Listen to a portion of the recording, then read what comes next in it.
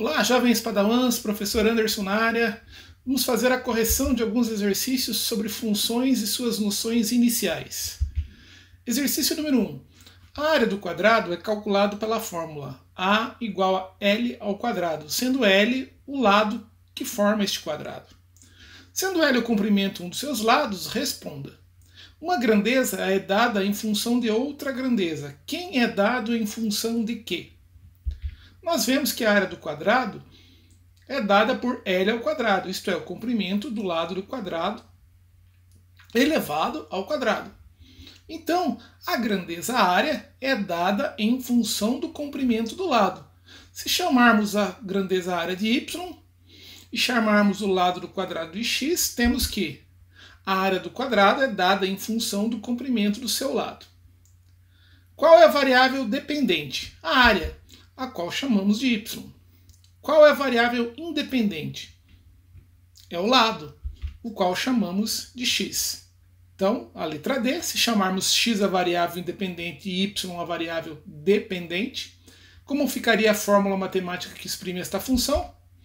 X é o comprimento do lado do quadrado, f de x ou y é a área do quadrado, logo, f de x igual a x ao quadrado, ou y igual a x ao quadrado, ou ainda f de x igual a y. Exercício número 2. Uma imobiliária cobra uma taxa fixa de R$1.000 mais 6% de comissão para agenciar a venda do imóvel. Como é calculado o valor da comissão da imobiliária?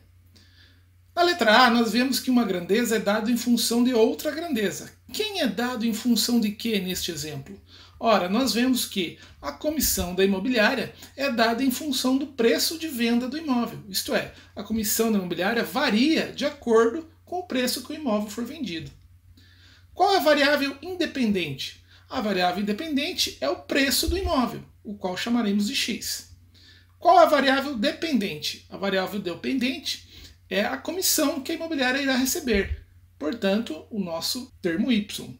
Se chamarmos x a variável independente e y a variável dependente, como ficaria a fórmula matemática que exprime esta função?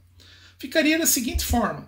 Se x for o valor de venda do imóvel, f de x igual a y nos dará a comissão da imobiliária. Logo, f de x é igual a 0,06x mais 1.000. Ora, o que é esse 0,06? É exatamente o número o qual deveremos multiplicar o preço de venda do imóvel para obter 6% do valor. Então, a comissão da imobiliária é calculada por essa fórmula. F de x igual a 0,06, que é retirar 6% do valor x, que é o preço de venda do imóvel, mais R$1.000 da taxa fixa. Ou ainda y igual a 0,06x mais R$1.000. Sendo que f de x é a mesma coisa que y.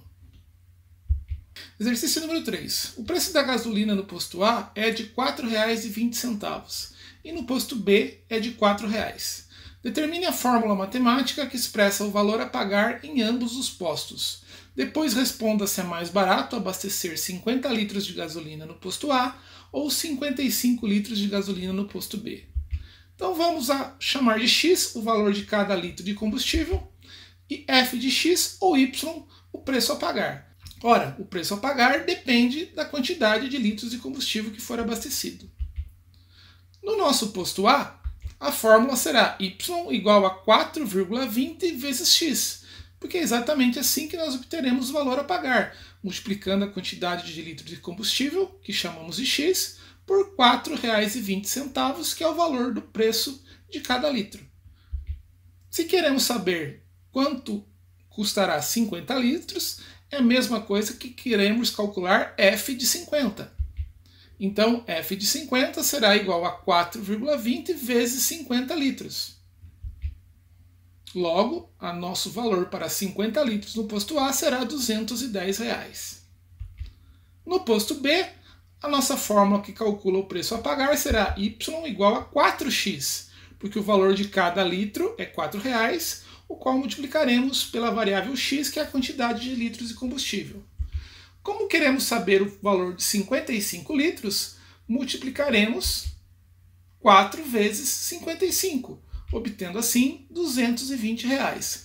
Logo, a resposta para o nosso problema, aonde é mais barato abastecer 50 litros no posto A ou 55 litros no posto B? A resposta correta é 50 litros no posto A. Exercício número 4. Dada a função f de x igual a 3x menos 5, determine f de 2. Basta substituirmos o número 2 no lugar do x na função. Portanto, temos que f de 2 é igual a 3 vezes 2, exatamente fizemos a substituição do x por 2, menos 5. 3 vezes 2, 6. 6 menos 5, 1. Logo, quando x é igual a 2, a nossa função assume o valor 1. f de menos 1. f de menos 1, substituímos x agora por menos 1. 3 que multiplica menos 1, menos 5. 3 vezes menos 1, mais com menos, menos. Menos 3. Menos 3 menos 5, menos 8. Logo, quando x é igual a menos 1, a nossa função assume o valor de menos 8. f de 5 menos f de menos 2. Agora faremos duas substituições nessa função. Uma pelo valor 5 e a outra pelo valor menos 2, fazendo depois a subtração. Substituindo na função por 5, que seria o f de 5, temos 3 vezes 5 menos 5. Menos da nossa fórmula, que estamos procurando descobrir o valor, e aí o nosso f de 2. F de menos 2, perdão. 3 que multiplica menos 2, menos 5. Perceba que a primeira parte aí da nossa expressão matemática é o nosso f de 5, isto é, 3 vezes 5 menos 5, e a segunda parte é a nossa expressão de f de menos 2, 3 que multiplica menos 2, menos 5. Agora basta fazermos as contas. 3 vezes 5, 15, menos 5, menos 3 vezes menos 2, menos 6, menos 5. 15 menos 5, 10. Menos 6 menos 5 dentro do parênteses, menos 11. Fazendo então o jogo de sinal, menos com menos mais, temos que 10 mais 11, que dará 21 aí, o valor da expressão solicitada. f de 5 menos f de menos 2 igual a 21. Exercício número 5. Dada uma função f de x igual a x mais 2a, se f de 3 igual a 7, calcule o valor de a. O que significa essas informações? Primeiro nós temos a função f de x igual a x mais 2a. A outra informação dada pelo problema é, quando x vale 3, essa função é igual a 7. Então basta fazer o que para descobrir o valor de a? Substituir o 3 no lugar do x e igualar toda a função a 7. Então quando x é igual a 3, a função é igual a 7.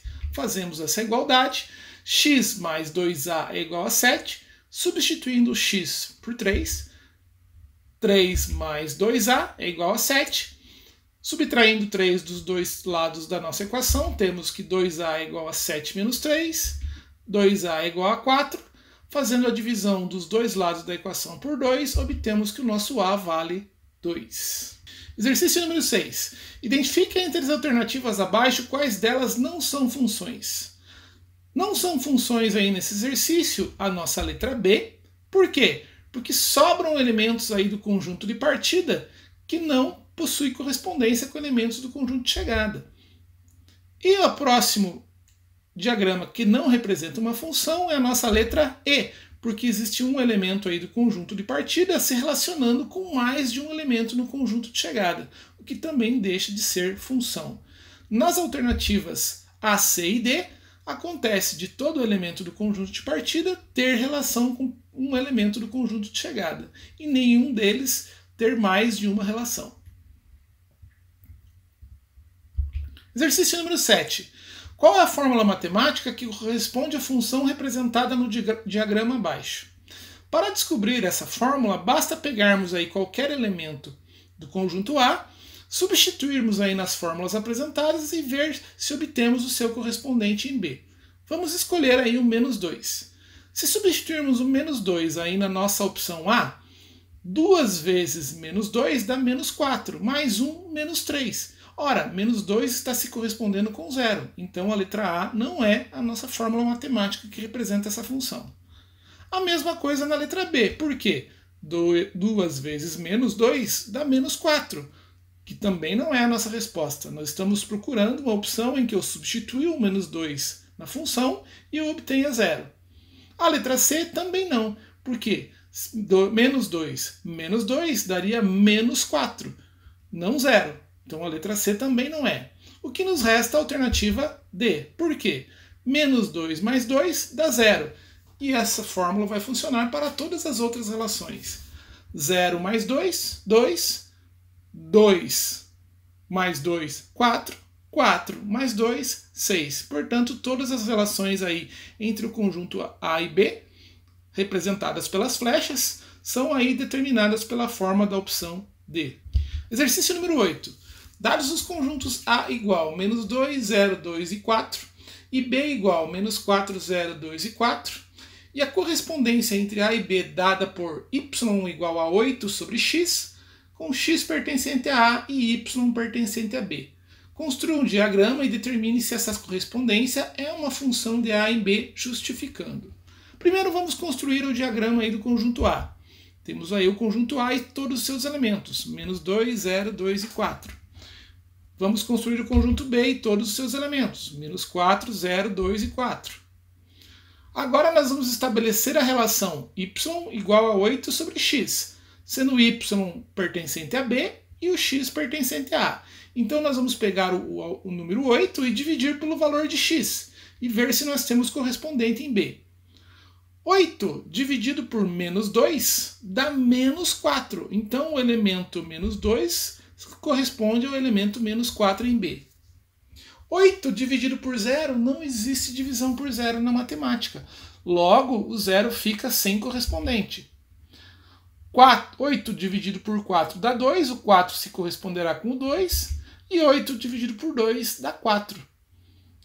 Portanto, não se trata de uma função porque o 0 do elemento A, um elemento aí do conjunto de partida, não possui correspondente no conjunto de chegada. Portanto, não se trata de uma função. Exercício número 9. Dados os conjuntos A igual a menos 1, 1 e 2 e B igual a menos 1, 1, 2, 3, 4 e 5, e a correspondência entre A e B dada por y igual a x ao quadrado mais 1, com x pertencente a A e y pertencente a B, construa um diagrama e determine se esta correspondência é uma função de A em B, justificando. Vamos construir os dois conjuntos, A e B. Está aqui o conjunto A e seus 3 elementos, menos 1, 1 e 2, e o conjunto B e seus 6 elementos, menos 1, 1, 2, 3, 4 e 5.